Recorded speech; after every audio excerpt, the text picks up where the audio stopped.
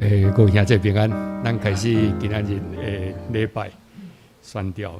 有一项事，我捌对耶和华求，我有原旨意爱得到，就是一世人徛起耶和华的厝，看伊的阳光，笑念伊的殿。咱过来请敬拜团来赞美两首的歌，脚步，甲最好朋友就是耶稣。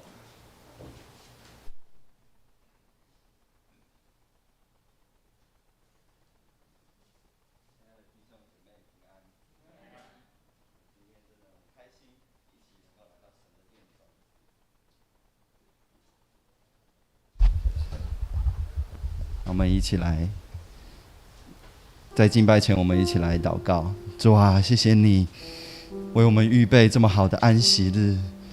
主啊，让我们以喜乐的心，让我们以爱主你的心，渴望得到主你话的心，来到主你的圣殿。父啊，圣灵啊，求你带领我们以下的敬拜跟聚会，求你让我们能够敞开心，单单的来仰望主你。让我们能够走在主你所喜悦的道路上面。谢谢主耶稣，奉主耶稣基督的名求祷告，阿们。让我们一起起立，我们一起来敬拜我们的神。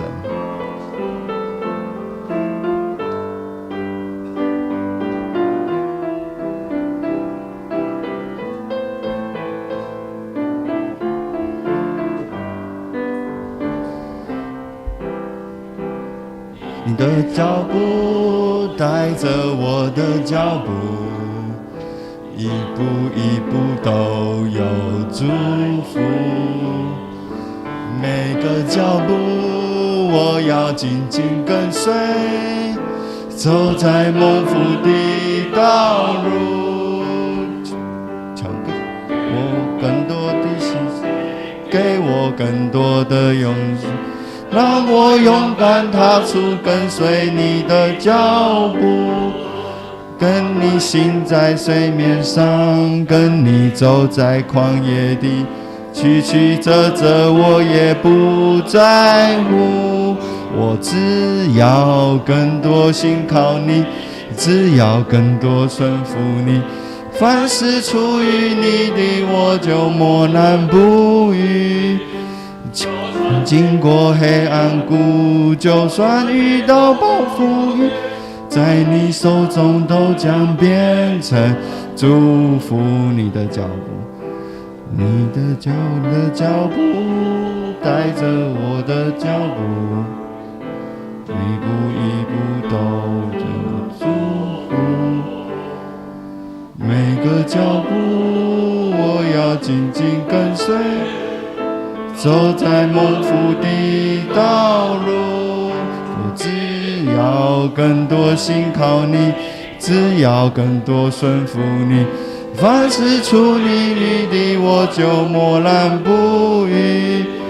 经过百般苦，就算遇到暴风雨，在你手中都将变成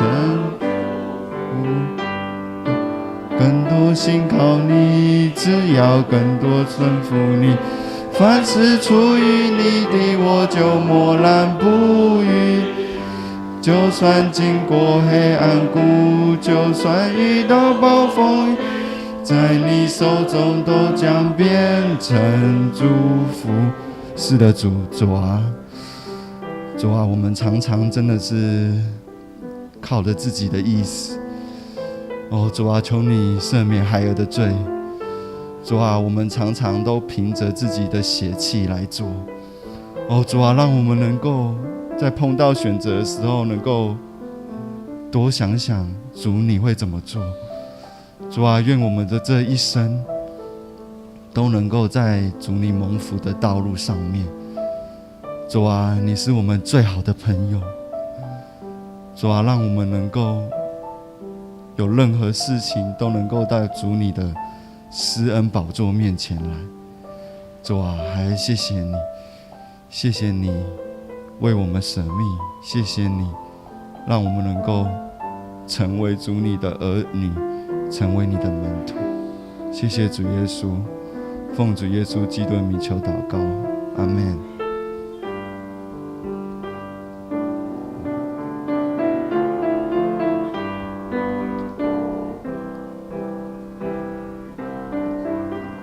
最好朋友就是耶稣。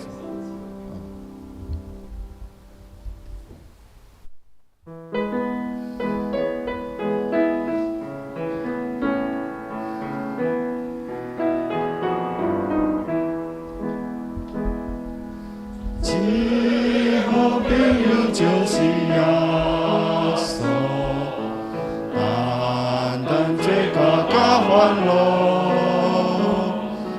一只人有大大福气，万事拢通对伊讨，是歌常常是路平安。苦事，这是最人的有心事，为有放心交付主。最好朋友，最好朋友就是耶稣，单单他甲烦恼，真正人有大大。都把对头，心挂常常是路平安，多大烦恼甘苦事，这是最难的有心事，为有梦境交付主。主啊，你就是我们最好的朋友。主啊，让我们不要忘记，我们不管碰到什么的困难或是挫折，都有主你与我们同在。哦，主啊，让我们能够学习将我们的苦楚，将我们的痛苦，一切都交托在主你的手中，因为主你是我们生命中的道路。主啊，让我们能够在主里面得着安息，得着平安。虽然我们有时候不确定前面的路是长什么样子，虽然我们有时候看不到前面的路，但是我们因着相信主你，我们知道主你会赐给我们是最好的。主啊，谢谢你，我们就将所有的弟兄姐妹就交托在主你的手中。谢谢主耶稣，奉主耶稣基督名求祷告，阿们。请咱有缘徛在咱来用新的改变来告别咱的信仰，新的改变，请你着真心、真性、真意听主你的上帝。这个界是大个，也是头一个；第二个也三，亲像是讲，你着听厝边，亲像家己。这两条律法是全律法甲先知的总拳头。我用新的改变予恁，就是恁着三听，亲像我捌听恁，恁也着安尼三听。恁若三听，众人要对安尼知，恁是我的学生。请坐。咱三个来祈祷。主要天来爸，阮的上帝，阮阁一摆伫主日的时，到伫你的殿院来敬拜阿罗你。即话，阮伫遮通过你的话，阮来领受你的话做阮的美粮，阮的灵性进步，阮的行道会当合伫你的旨意。即话祈求你亲自保守阮即个会，即话阮的国家、阮的社会，也祈求你来带领，因为阮知敬畏耶和华做伊的上帝，即个国是有福气的。即话祈求你亲自保守，也阮伫即个礼拜以后，也当成做福音的使者，传即个互人甲上帝各好的福音。即话祈求你加添阮的气力，加添阮的恩赐，互阮伫即个福音的顶面有份。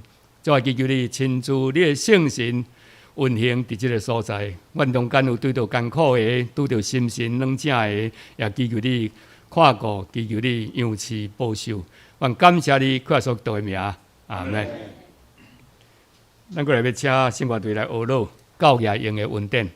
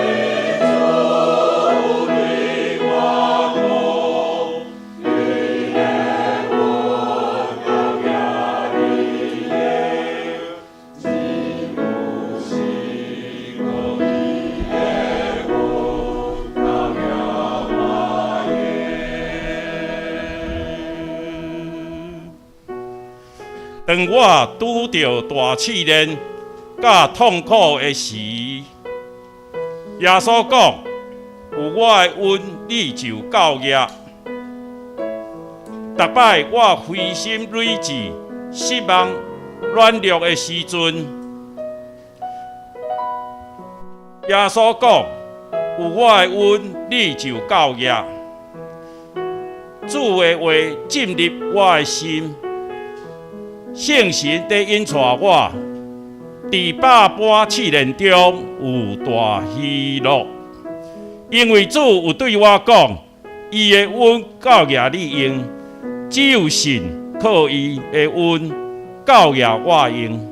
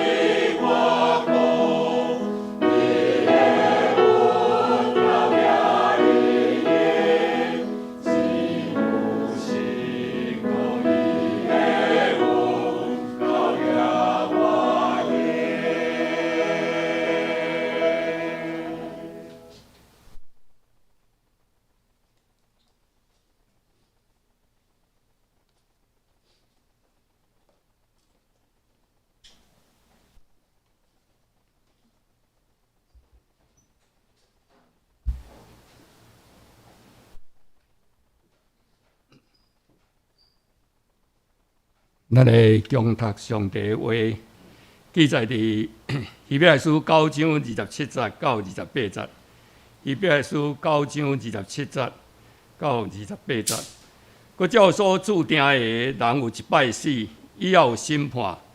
安尼，基督已经一摆拄着现，来担当侪人的罪过，要第二摆对5万伊的人出现来救因。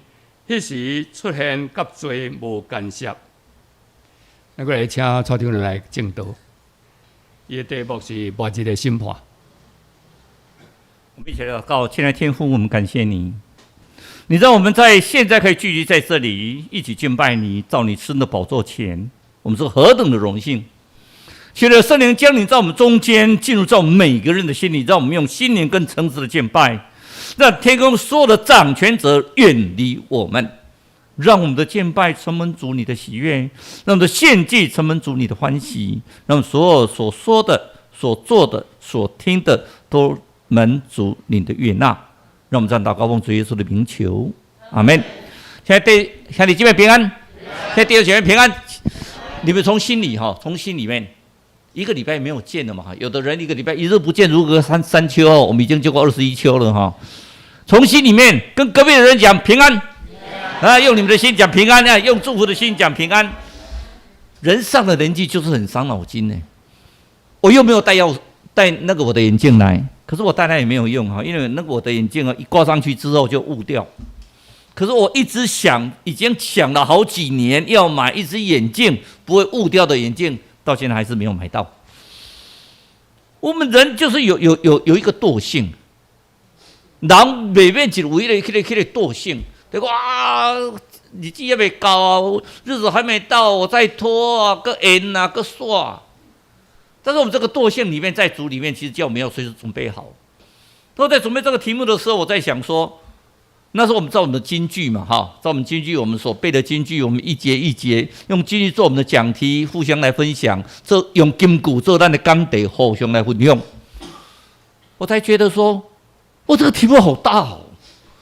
我通常都是2个礼拜之前先做一个储备的一个讲道稿，然后慢慢在这个礼拜做修缮。就这个储备的讲道稿，我又发觉到说，真的要讲下去的话，大概你们都不要回家吃饭，3天3夜都讲不完。但是有很多是神学的基础，有很多就会变入到论证的阶段，是末世论呐，还是预定论呐等等的。所以我在想说，那我该怎么办？一直跟上帝祷告说怎么办？我准备了好多，一看的话大概5-60页的 PowerPoint。说是告诉我说，你怎么那么好玩？你们今天要查考什么？今天晚上造就班查考是《帖撒罗尼迦后书》的第1章到第3章，那你就在讲末世论了，就在讲审判。我就突然把我的所有的讲稿都去掉，重新来，所以我就跟米莉姐想说，抱歉，我通常在礼拜2、礼拜3就会把讲到大纲先传给米莉姐。我说米莉姐，抱歉，我到礼拜4以后才可以传过去，因为重新再来。其实神的话语没有那么困难。神的话语告诉我们，神的话语是神所喜欢的每一个话语里面，他告诉我们什么？按着定命，人人都有一死，死后有审判。所以像这样，基督既然一次。记住就是一次被献，担当了多少人的罪，将来要向那等候他的人第2次显现，便与罪无关哦。第2次显现什么？与罪无关，但是什么？要拯救他们。我们先设想一个情况，有没有审判？有，当然有审判嘛，写得很清楚嘛，人死后就有审判。那这个审判是末日的审判呐，主耶稣再来的时候那个时候的审判，还是人死后就立刻有审判呐？我们在信仰告白里面，信仰告白里底有讲安怎？伊第3日对4个上天上的上帝大兵，要对他来审判活人跟死人。第3天复活升天做什么？坐在上帝父的右边，将来必从那里降临审判活人与死人。所以我们确定有个末日审判，但是我们不要那么紧张，因为在希伯来书9章28节告诉我们什么？他讲得很清楚，告诉我们审判是与罪无关，他指的是什么？信而得救的信徒。我们信而得救的信徒的审判是与罪无关呐。为什么？因为如果我们再往前推，从希伯来书9章的23节到26节，告诉我们的很清楚。因为这个献祭，我们今天能够带至圣所来，不像以前要经过祭司，经过大祭司每年一次的赎罪日，7月10号的赎罪，7月10号不是我们的7月10号，是他们的7月10号的赎罪日，到至圣所里面由大祭司做献祭。我们现在自己可以到神的宝座前来，为什么？主耶稣基督自己本身帮我们一次的罪全部洗清了，全部献祭完成，最纯洁、洁白、无私的献祭。所以我们现在做了什么？主耶稣基督将我们老我的罪帮我们舍了，帮我们洗清我们的罪。我们在做的是什么？要恒切的做一个有名有实的基督徒。我今天要跟各位很抱歉尤其要跟朱老师很抱歉，我看到你来，朱老师能不能到前面来一下？可以吗？朱秀老师，我们没有预言都是临时串的，因为他带他的那个孙子到机场的时候，他做一个见证，我觉得让我很感动，请到前面来。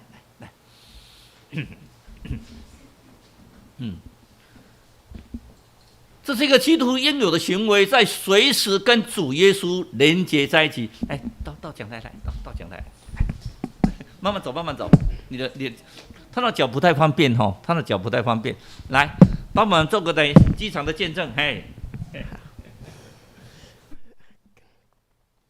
各位兄弟姊妹，我是朱秀凤，我在民国101年在中信教会受洗。这10年来，我不是很用功的在圣经上研读。那这一次呢，我们在上礼拜在4楼呢，歌罗西书里面写横切祷告，警醒感恩，让我非常非常的触动内心。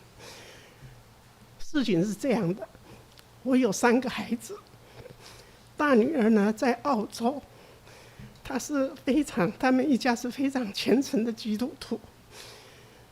我的儿子呢，也是教会的教友，在198年安息主怀。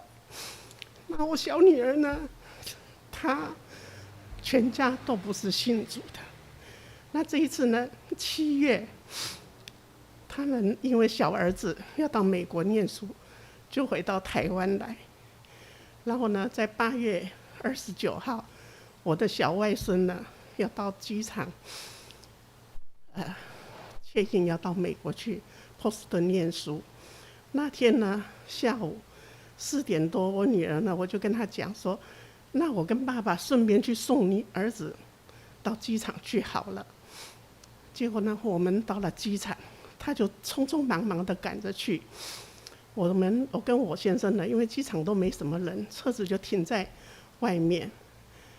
坐了很久呢，我就说我去看一看好了，顺便上厕所。那我去上完厕所呢，我就去看我女儿，结果呢就看到行李要check in的那个服务台前面呢，他们的行李就放在前面。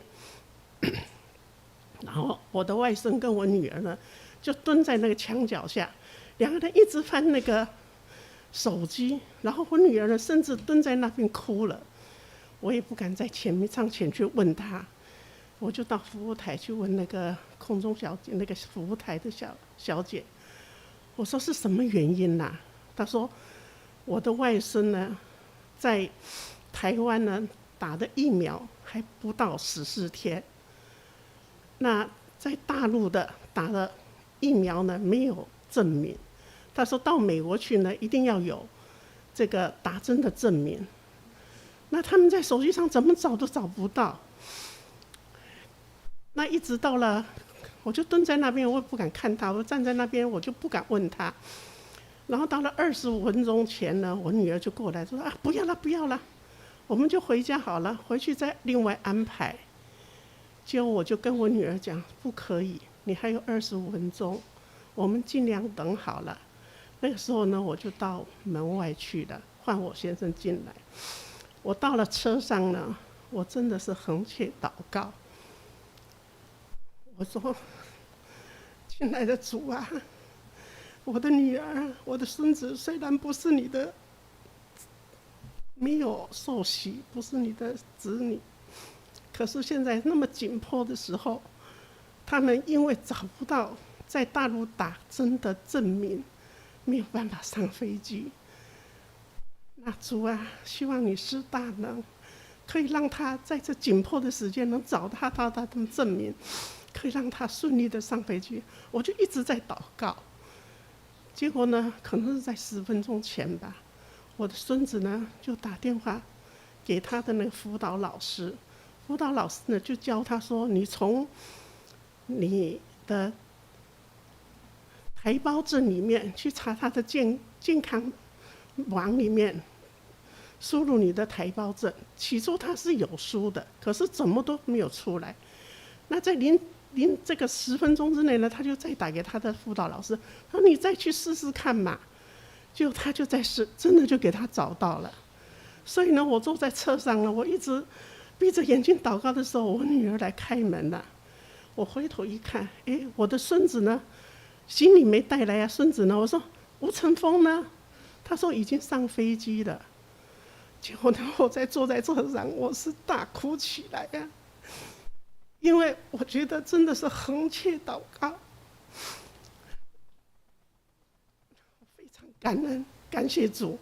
所以我跟我女儿讲说，妈妈是坐在车上横切祷告，没想到这10分钟，真的上帝施了他的大能，让你的儿子可以顺利的上飞机到美国去念书。感谢主，谢谢大家。真的很感谢哈，朱老师的见证里面告诉我们，慢慢来，慢慢来哈，告诉我们，其实一个好的见证比一篇好的讲稿重要的很多。阿们。那我们知道说，每一个人身上都有主的见证，为什么我们预备那将来的审判？所谓的将来的审判，人都有一死，确定有死亡。所以圣经告诉我们什么？在这个罪无关呢。我们如果信主的人，我们已经得救了，上天堂；不信的人下地狱。到时候在末日审判的时候，我们就像陪审团一样，我们是要得到荣耀的，跟主一起审判。活着的人在世上被提到天上，死的人的肉体是死亡的，他也是被提耶。可是灵魂本来就在天上，被到天上成为不朽坏的身体，跟主一同审判。审判是审判那些没有信的人，会受第二次的死，下了永刑那个不灭的火，遭受酷刑。那我们想说这个非常的奥秘，我在想说怎么样让他解释得清楚。但是各位想想看，我们现在没有陪审团，可是我们在法院里面是由法官做审判。法官审判有一个特性，叫做审判完之后叫做辩论终结。辩论终结完会做什么？叫做评议。3个法官就在那边评议。你从之前的开始讲到资深的，讲一个共识，没有共识的话写评议簿，你有不同意见要写在簿子上面。那个就是审判，你死后之后就有审判，那个评议就已经决定你到底是有罪没有罪，要判多久。然后正式有个宣判，宣判的时候可能规定是2个礼拜，刑事诉讼法规定2个礼拜，但是有时候是2个月、3个月，那是一个叙事规定，也就是说有弹性的规定。如果陪审团那更不一样，陪审团要先经过挑选，挑选完之后组成这个陪审团的团员。这个挑选就像我们在审判的时候，耶稣先看看，你有没有记录在生命册里面？你的名字有没有在这里？哦，许美智有，字很大在这里哦。那个卓碧珠有哦，就有的话上天堂找不到换到那边找不到。你没有信主得救那下地狱。那时候的审判是已经确定的一个审判，再来的审判是审判活人跟死人，是指什么？没有信主的人他们会受到那个审判，是一个非常大的审判。当然，我等一下会讲的说为什么要这样的审判。那所以我们说，如今末世审判，把自己献为祭。主耶稣基督已经献祭了，不必再有赎罪的这些仪式的，不必每一年都有一个很盛大的赎罪祭。这一次的献祭是完全的献祭完了，但相对的人会不会再犯罪？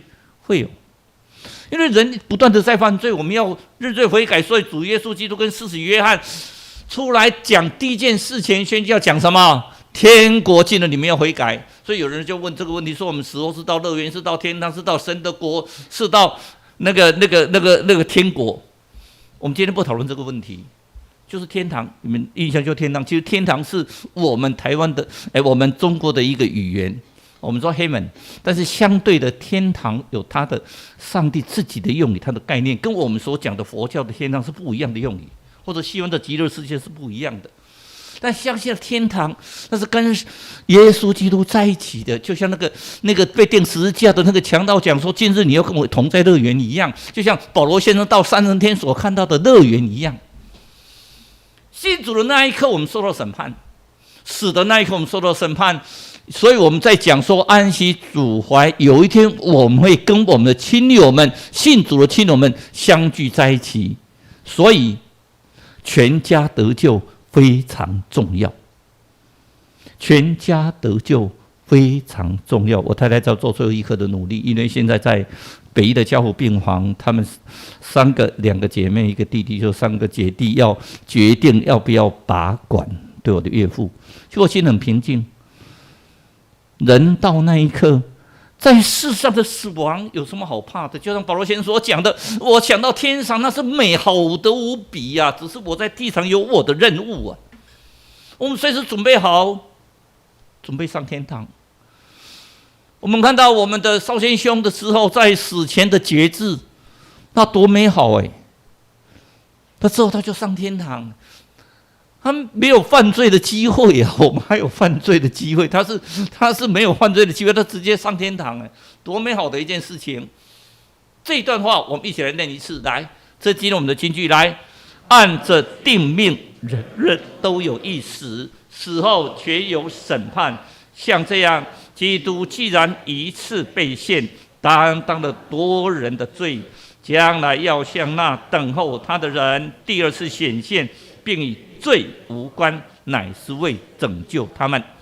在帖撒罗尼迦，我们上个礼拜在查考帖撒罗尼迦前书的时候，对帖撒罗尼迦人保罗先生所讲的，又提到审判，尤其在第4节的时候提到那个被提跟审判，所以大家以为说，主耶稣快再来了，所以我连工作都不要做。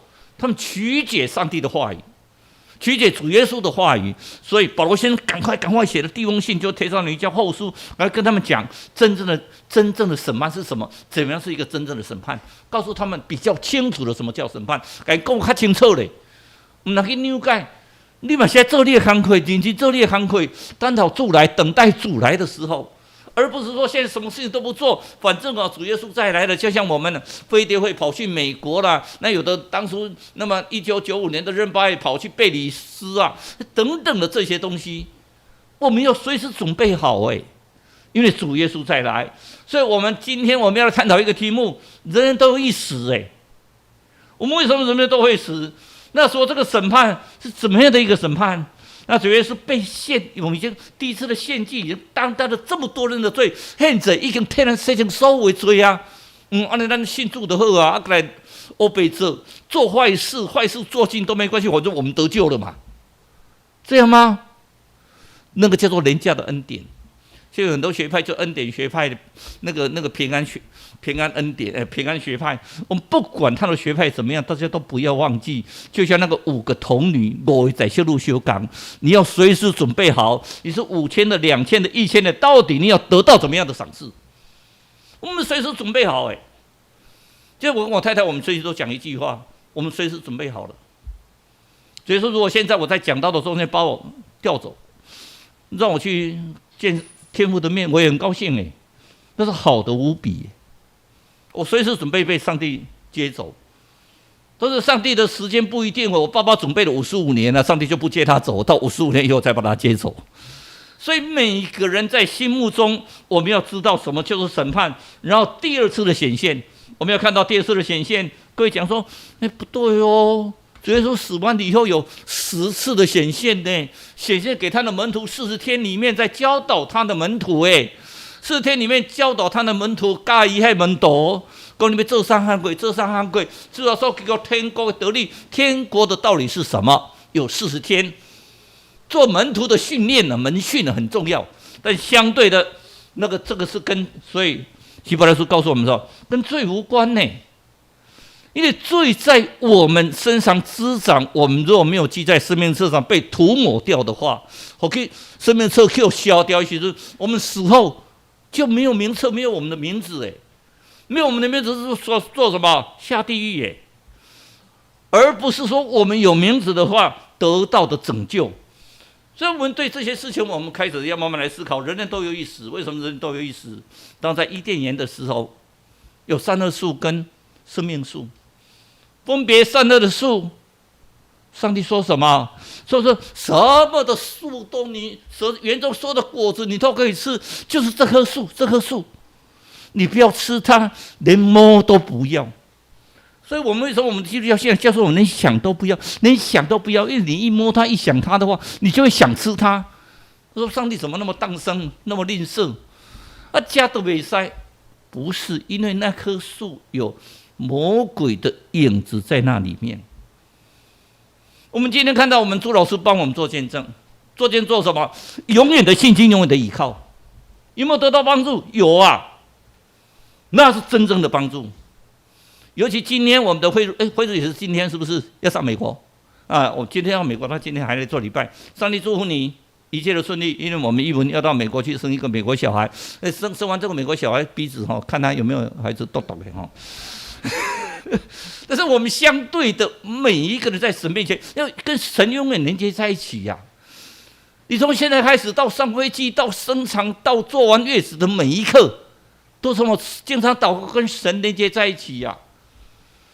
那么我们每个人跟神在一起的时候，我们得到那和气的美好。但是因为我们人受不紧诱惑，你看我们电视里面，我们经常自己约束这些媒体们，不要报道那些犯罪的新闻，那么杀警的新闻、分尸的新闻。各位有没有看到，每次报道一次分尸的新闻，隔了没多久，就有人反校。郑捷杀人完之后，就连续有4起反校，集体就是无差别的杀人事件。人就是有这个罪恶性啊，所以律法叫我们死啊。我们有这个律法以后，我们就有冲动要去犯罪啊。所以我说我是个罪人，从小啊，我看到干妈兵没有去偷财，心理上就很不安了。偷财完之后，跟上帝一边偷一边跟上帝讲：“上帝，我偷财这一次啊，求你原谅我。那等我吃完以后，我下次就不会偷财。可是下次看到还是会去偷财他。”我们每个人的心理上就有那个罪性。我们自己要反省自己耶，我们要心理上罪性，所以圣经告诉我们，按着定命，人人都有一死。本来我们不必死亡，是因为人类的犯罪。那么为什么我们要赎罪呢？因为我们都有罪啊，是都犯了罪，亏欠上帝的荣耀。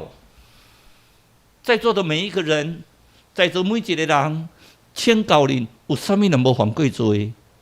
你说没有啊？你看我没有被关过，我没有前科。我是前科累累哈，可是我从来没有上侦查庭。为什么？我审判完以后，有的人就会去告我。所以30几年来，我累积了一堆的税单。尤其以前一个叫台北，一个叫柯世海，台南一个叫林天顺。他只要审判过他的法官，他就跟你告。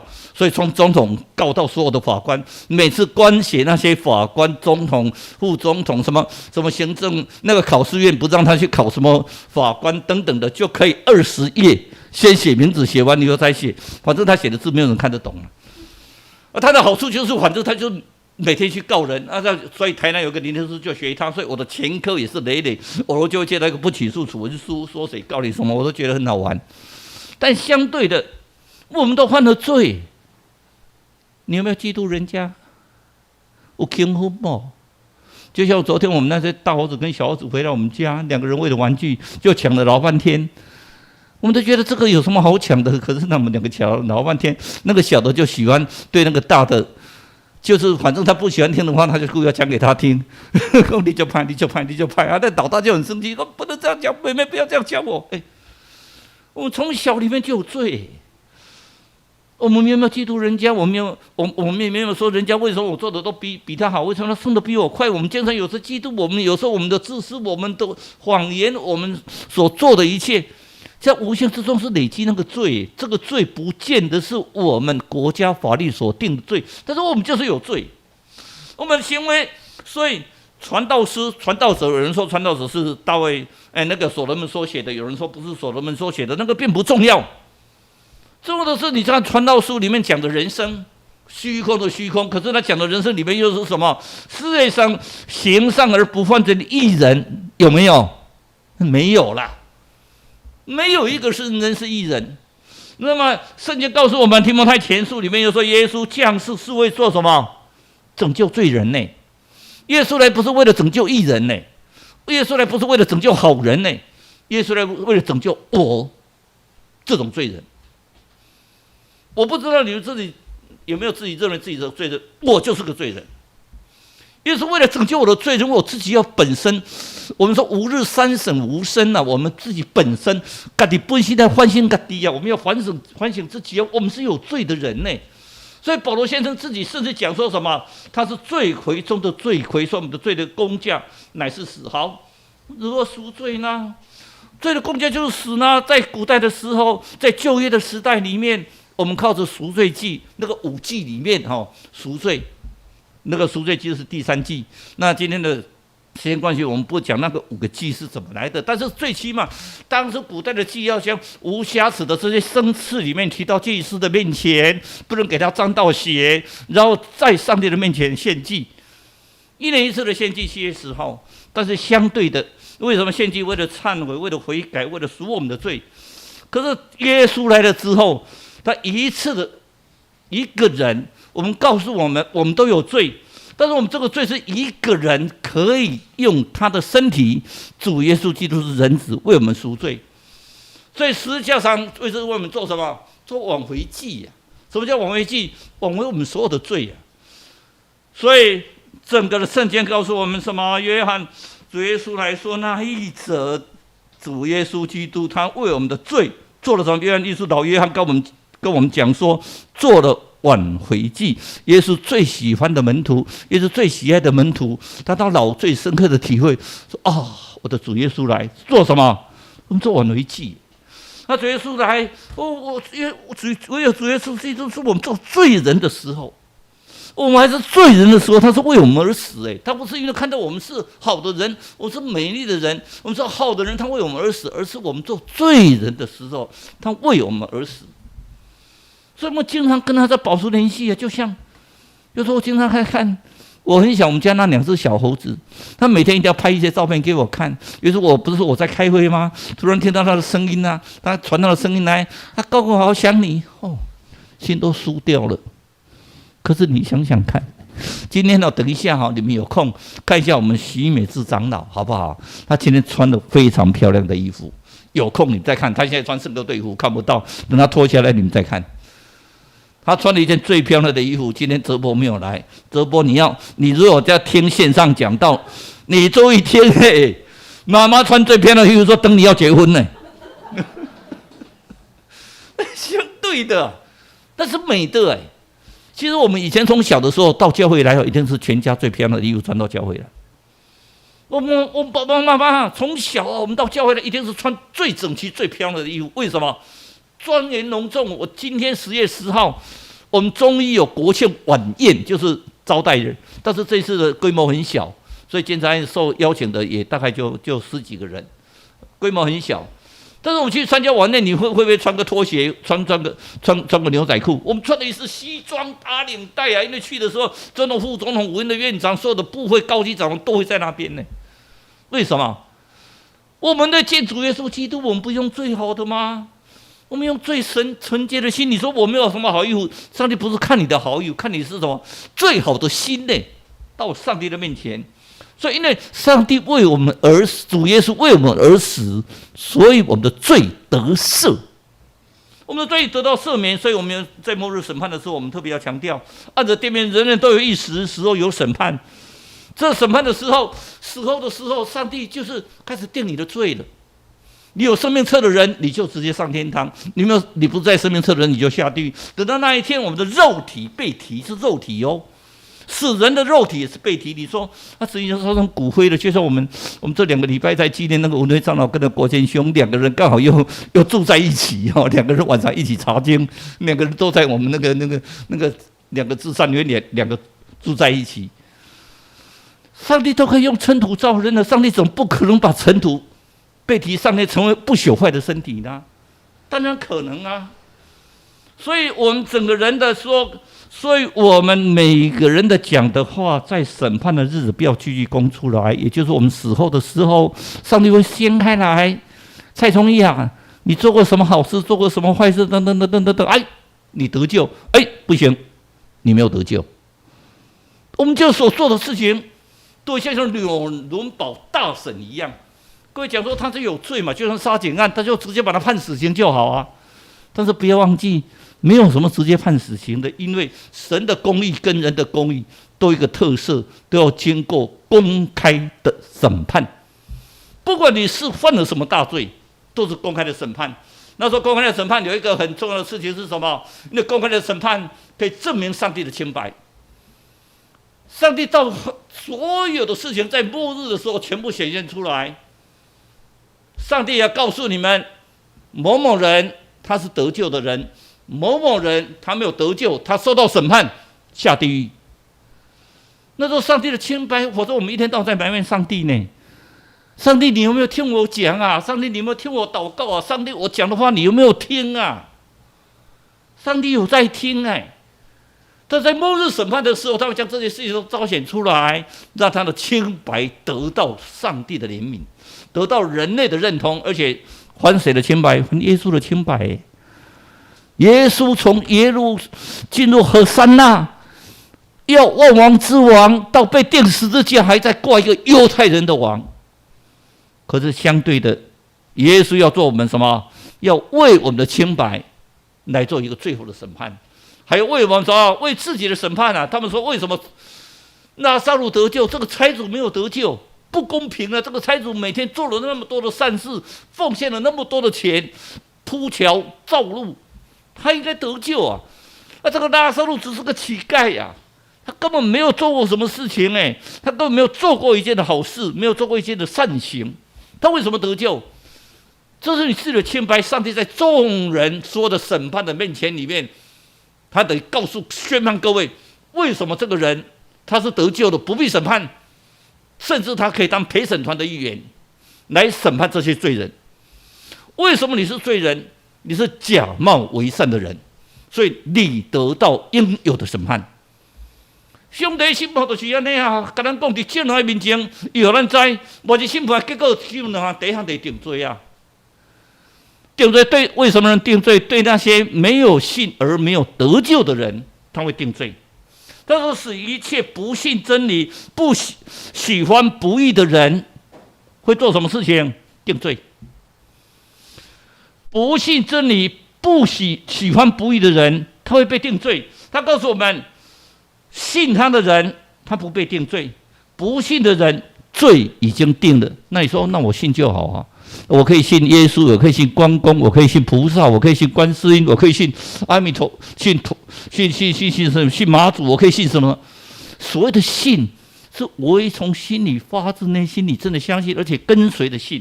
那个信是什么？是纯正的信，那个信才会让你得救。所以你信的人要认识上帝，行走在上帝的道路上，得到上帝的荣耀，用荣耀的依归为上帝。跟主耶稣，跟随主耶稣的脚步，这些人才会得救。所以在使徒行传里面告诉我们说，凡信他的人，被因他的名，因主耶稣基督的名而得到赦罪，得到救恩。所以这个很重要的观念是什么？你要信，要信，要信。这个信是内心坚强的信。所以我们每个人都要知道，我们今天在帖撒罗尼迦后书，我们等在查经的时候，我们会知道说，我们在患难中，在那个帖撒罗尼迦人受到破坏的时候，你还是要有忍耐跟信心呢。因为主耶稣会第二次的显现，所谓的第二次的显现是主耶稣再来的显现，那时候会审判。如果你没有信、没有得救的人，你就会得到审判。但是如果你得救的人，你会得到荣耀啊。一个是审判，一个是荣耀，看你怎么选。所以这些得救的信心，我们透过圣灵，我们可得到得救信心。第二个，我们要靠什么？我们的传道。所以我们为什么要传福音？因为我们让得救的人更增加更多，让我们在主耶稣的面前得到更大的代价。所以跟罪是无关的，这个罪跟审判无关。我们主耶稣再来，对得救的人跟审判无关。我们被提的人就不再受审判，而是参与审判。所以你要得到被提的人啊，圣经告诉我们，两个人在天里，一个被提，一个没有被提耶。被提那个人不必受审判，得到荣耀；没有被提的那个人，就是会受到审判。所以我们要像第二次的审判的时候，这是跟罪无关的。所以今天的经节里面，在希伯来书第9章28节告诉我们，那个是跟罪无关的。所以我们要知道第二次的显现是什么样的显现。因为时间关系，我讲一个克雷格的故事。克雷格，他本身从小念主学，是个基督徒，都来做礼拜。没想到他生意越做越大，生意越做越大之后，开始慢慢连做礼拜都没有来做礼拜了。为什么？太忙了嘛。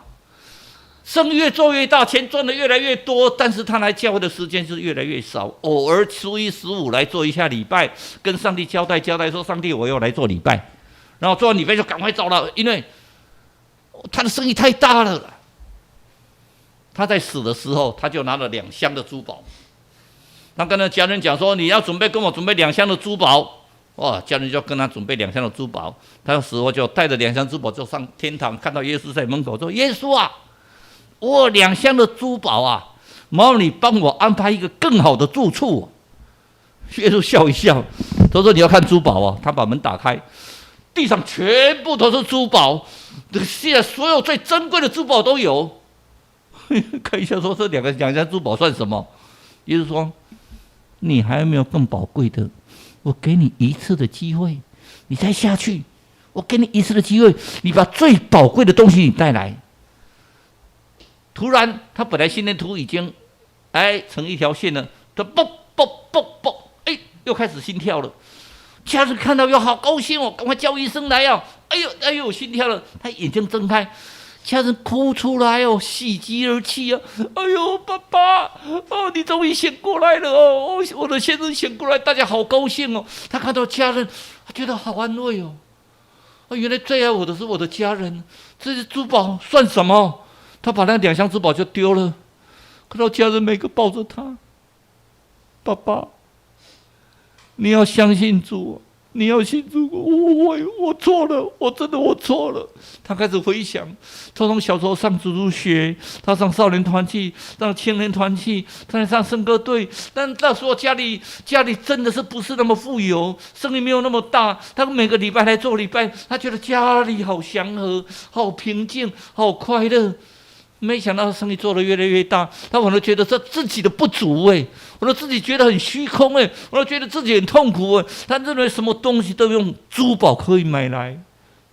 他抱着他的家人，他说：“如果我有机会，我每个礼拜一定跟你们去做礼拜，我会将我的钱财施舍出来做奉献，我会做主所用的一个重用的器皿。”他讲完之后，突然心电图又成一直线，他的灵魂又到耶稣那里去，在天堂，耶稣笑一笑：“你有把最有价值的东西带来吗？”他跑过去，抱着耶稣：“耶稣啊，你就是我最重要，我最有价值的，这些珠宝都不重要，你就是我最有价值的。”亲爱的弟兄姊妹们，什么是你最有价值的？生命是你想给他的。我们看那些 story 历史告诉我们什么？历史就是他的故事了。历史在告诉是我们上帝的神的故事，才叫做历史。神的公义审判是厌恶我们的什么？厌恶我们的罪不是厌恶我们的人呢。神并不厌恶他的人，因为我们是照他的形体所造，我们的灵，他向我们吹一口灵，我们是他所喜悦的人。神是喜欢人而不喜欢罪。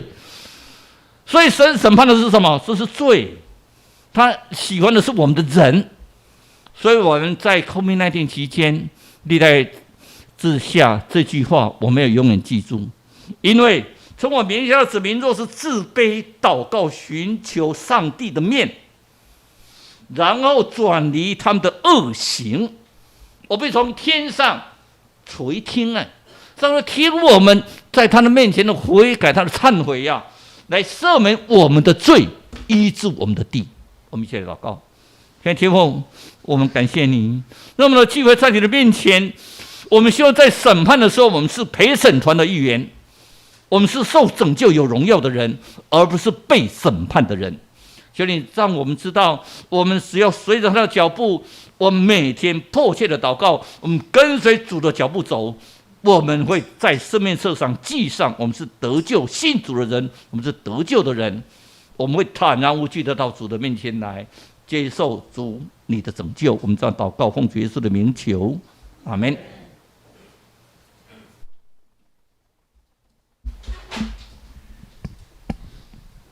咱过来吟诗来学老，圣诗538首，我心大欢喜，主定身边。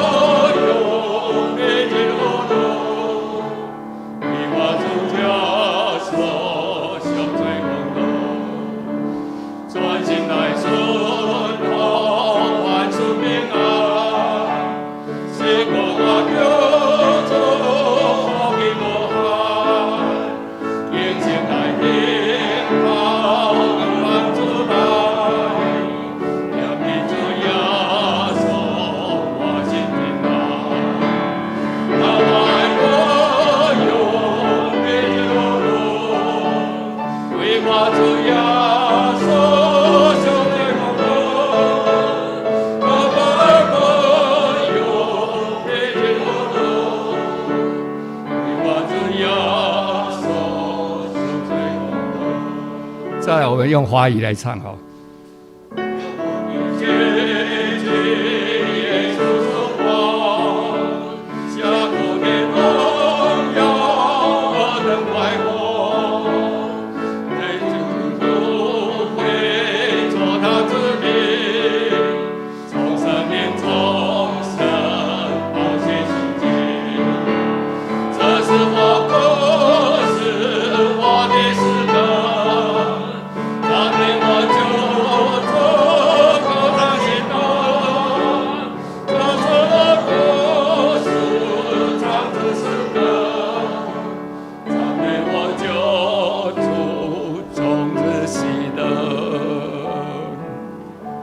请坐，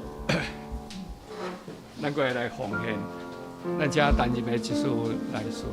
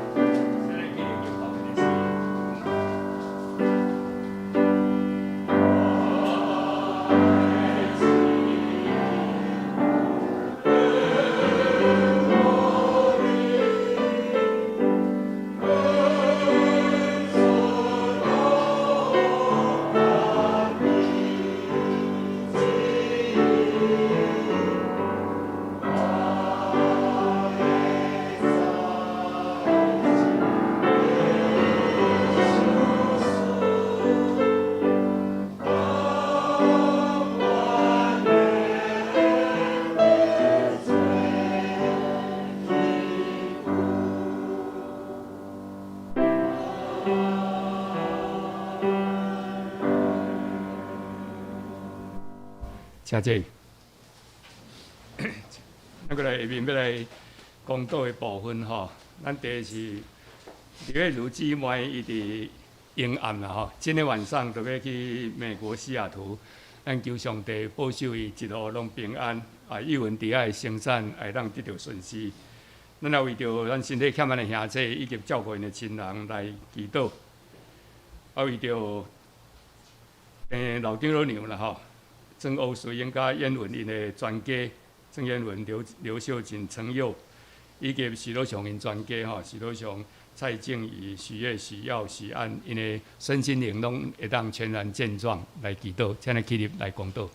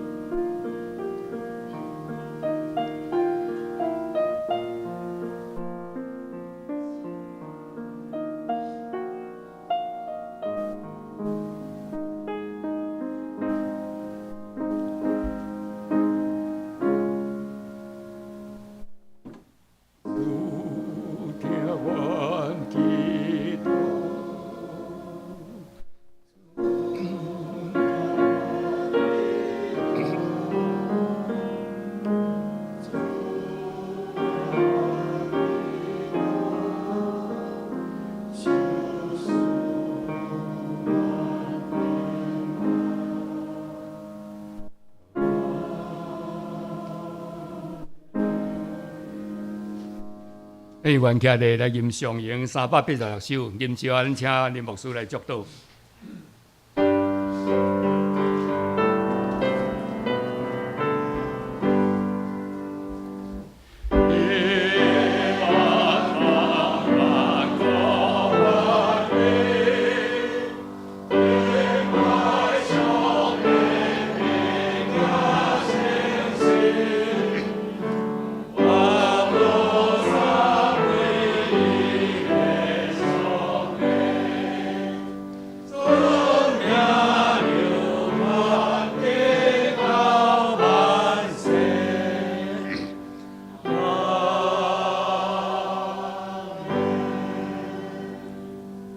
愿主耶稣基督的恩惠、天父上帝疼痛，以及圣神的相通，时时刻刻甲大家三个地地，对即时起到永世代无尽。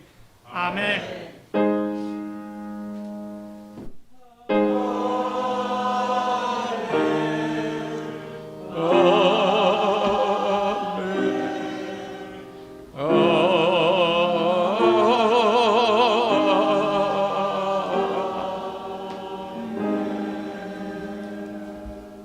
请坐，我过来报告吼，消息的报告。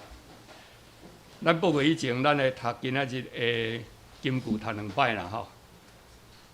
照所注定的，人有一摆死，以后有审判；照所注定的，人有一摆死，以后有审判。以弗所书9章27节，咱华语嘛读一摆啦吼。按着命定，人人都有一时。死后且有审判，按着命定，人人都有一时；死后且有审判。书9章27节。咱过来看后最近后单元事工的，请咱家己来注意。过来红的部分，咱嘛家己来看吼。消息报告吼。第2点，中职会决议吼，10月7、10月有迄个10月30啦，有迄个足球的联谊赛，欢迎来报名。12月24对圣诞节晚会啦，邀请伊甸喜乐合唱团来诗歌见证。了有爱餐吼，过来即个若报名净滩活动的吼，咱会当准备啦，10月16。迄天本共款伫教会有礼拜吼，共款10点礼拜后咱才去啦吼。过来咱其他咱家己来看啦吼，其他咱家己来看。拜四即个。圣个湾区合唱团，若有要去听的人，会当去听啦吼。伫国家音乐厅，咱报告以上，咱过来请诗班来请祝福的歌。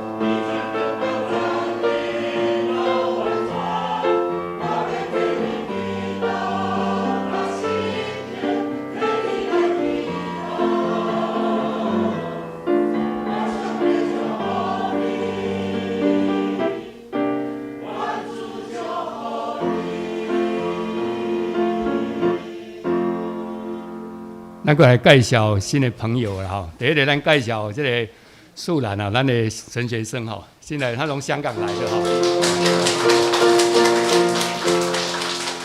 第二，咱介绍李依婷姐妹哈，伊是一心的亲友啦哈，一心的亲友。第三位，咱介绍张廷伟弟兄哈，伊是学生了哈，现在还在学的学生，欢迎他。等一下，我们再一起跟他聊一聊，然后一起跟他交通哈。来过来要分这个福音小组跟这个造就小组了哈，等一下。